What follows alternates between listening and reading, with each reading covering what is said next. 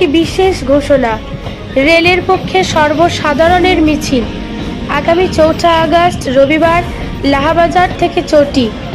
দীর্ঘদিন ধরে আটকে থাকা তারকেশ্বর বিষ্ণুপুর রেল লাইনের কাজ দ্রুত শেষ করে রেল চালু করতে হবে, এই উদ্দেশ্যে সাধারণ মানুষের মিছিল আয়োজন করা হয়েছে ৪ আগস্ট রবিবার বিকেল ৪টার সময়।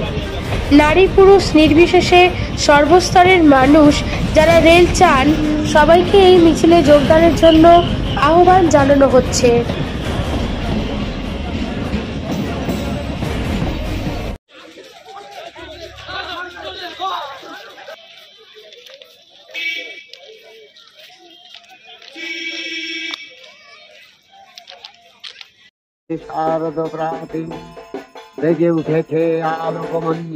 আসছে পুজো, আনন্দে মাতোয়ারা বাংলা।